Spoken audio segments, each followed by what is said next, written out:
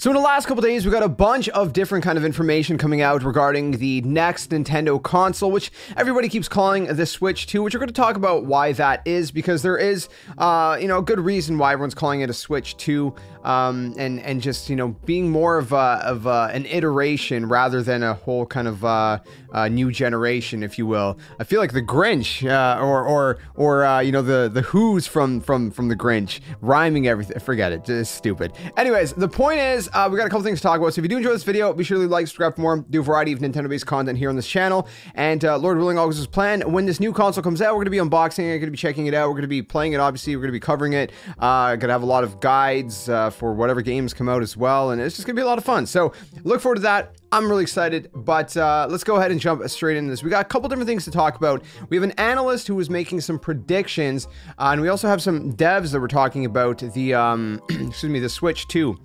Now, I want to talk about both of these things, obviously. So we're going to start with the fact that there's some devs that were talking about the Switch 2. Someone by the name of something else over on Twitter or X, whatever you want to call it, was posting about the fact that there was some devs, various devs, third-party devs and stuff that were talking about, the next Nintendo console.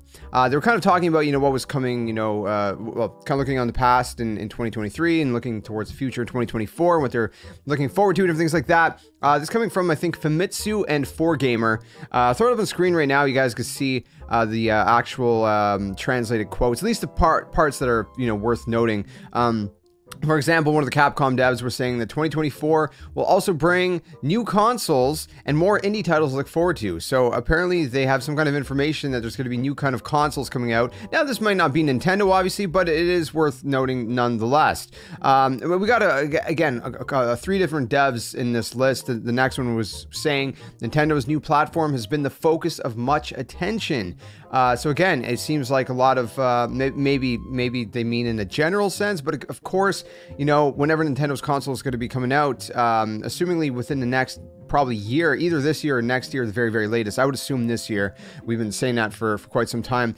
But, obviously, devs are going to be having dev kits and everything like that. They're going to be working on, games for the new console. And obviously there's that as well. So maybe it means that. Maybe it just mean in a general sense. The third quote, though, says, we look forward to seeing what new gaming platforms and their titles will bring to the table. Again, this is like looking forward to 2024. Obviously, in this regard, I mean, what new gaming platforms? I mean, we might get some third-party stuff coming out or something, but for the most part, I mean, some people are also, kind of talking about a rumor that there's a PS5 Pro that might get announced at CES or something, but I don't know how much weight that holds. So again, the expectation, is going to be for the Switch 2.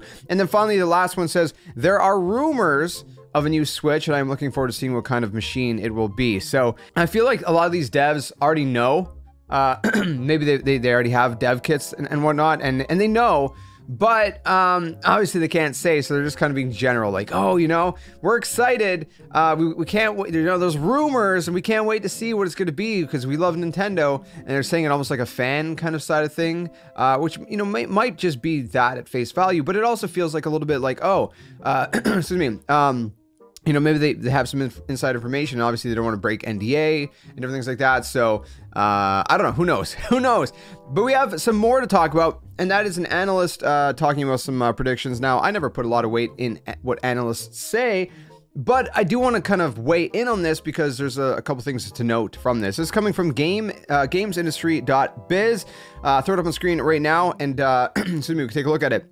So it says 2024 predictions, and then it was talking about the Switch 2, and the prediction is that it will come in 2024, and it will be $400. Now, this obviously USD pricing. That sounds maybe right. 400. I would hope maybe a little bit cheaper, maybe like in the 350 range, because you get 400 USD, you're pushing $500 Canadian at this point, and it's getting a little tough. Okay, the struggle's real. So hopefully it's a little bit cheaper, but yeah, that ballpark, that probably sounds what most people would expect, 350 to 400 USD. 400 being kind of like maybe the upper maximum, unless this thing is like super powerful or something, right? But I mean, yeah, I mean, you got to keep in mind compared to like, you know, the PS5 and Xbox Series X, it's probably not going to be that powerful, but who knows? They're going to say that the time is finally here for a Switch successor, which is true. Yeah, we've been saying this for the past couple of years. I've been saying that I believe personally, since like 2022, I think I've been saying this. I think that 2024 is going to be the year, but who knows? Anyways, it goes on to say, even though I can say a quote-unquote pro model actually did exist and certain developers were already working with the kit, which, by the way, I do want to note that like this feels kind of like one of those kind of like, I don't know if scapegoat is the right word, like an out, right? Kind of like, well, hey, we were wrong about a pro model, but no, don't worry, it was real, but you know, now it's not gonna happen or so. I don't know. But either way, they said, I believe the next hardware will drop for $400 next year, which they're talking about 2024. There's a high chance that the games will cost more too, like $70 instead of $60, which I hope not, man. Because I mean, I get the industry's getting more expensive, but man, life in general is getting more expensive. It's a fine line, I guess, right? Anyways, whatever. The next system is also likely to be an iteration rather than a revolution. I want to touch on that in just a second. Nintendo might add some bells and whistles to the device, but it will be similar to the current Switch. And because there is Pokemon and Pokemon is associated with handheld gaming, there's no way on earth Nintendo will drop the portability feature for their next big thing. Regarding Pokemon, yes, that has been the case for like ages and ages and ages, but who's to say like they wouldn't switch things up to some extent, right? I don't know. We'll see. I guess we'll see what happens, but eventually they're gonna have to. I mean, I don't think Nintendo's gonna do like the hybrid forever. I do think the next iteration will be, and let me explain why. Let's go all the way back through Nintendo's history for a quick second, and look at all the Nintendo consoles. Okay, so for example, if we go back to the original NES, the Nintendo Entertainment System, right? What was the next console to come after that? It was the Super Nintendo Entertainment System. It was very similar. It was a new console, more powerful, you know, a new controller, but very similar in many ways. Now, obviously, at that point, it was not backwards compatible, but it was basically, you know, it was probably a little bit more of a jump than some of the other ones, but it was still an iteration, technically speaking. Okay, then we had the Nintendo 64 and the GameCube. Those were just completely two different consoles. They were not really iterations. It was just the 64 and then the GameCube. But then we get to the Wii. We had the Wii and then we had the Wii U. All right, and the Wii U was backwards compatible with the Wii. And in many ways, the Wii U was obviously completely different. It was a new console, but it took the idea of what the Wii was, and it kind of, you know, again, reiterated it, right? It was making changes. Again, the Wii U console was different, but in a technical sense, you could say, in a sense, it was an iteration, but also a little bit of a revolution at the same time. And then we get into like the handhelds, right? Where we got the Game Boy. And then we get the Game Boy Color, which was just basically a colorized version of the Game Boy, right? So that one was more of like a kind of an actual iteration. But then we go from the Game Boy Color to the Game Boy Advance, right? A little bit more of a jump, very similar in certain ways, but also it's very new in other ways, right? So we got that. Then we get to the DS, and then we see a little bit more of what maybe we could expect with the Switch, where the DS, and then we had the DSi, which was like sort of like a mid-generation iteration. Think about maybe like the Switch and like the Switch OLED or yeah, I'd probably say the Switch OLED. I was gonna say the Switch Lite, but I don't think the Switch Lite would be as much of a comparison. I think the Switch OLED would be kind of like the similar jump from like the DS to the DSi. But then from the DS to the 3DS is what I'm really talking about, because you get from the DS to 3DS and it's pretty much the same console. But if you don't remember, the DS only had a D-pad. They threw on a joystick on the 3DS. They obviously had the 3D functionality.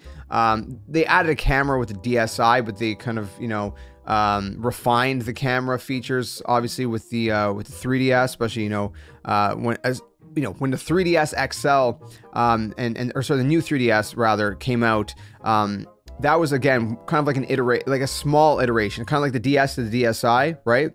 3DS to the new 3DS. But from the DS to the 3DS is what we're focusing on in this one, because I think that's kind of where I think that's what's going to happen with the Switch in terms of like differences. It's not going to be a completely new thing. it's going to be refined. There's going to be some things that make it better, right? The 3DS was more powerful.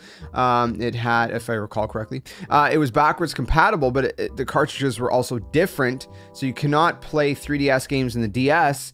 But you could play DS games in a 3DS. It had the 3D functionality, had a microphone in it, which I can't remember if the normal DS did. I think the DSi might have. But either way, you know, had the joystick, things like that. They kind of remade and redefined what the DS was in the 3DS. And I think that's what we could see. Because again, remember, DS came out in 2004, 3DS came out in 2011. You got about a 7-year gap there.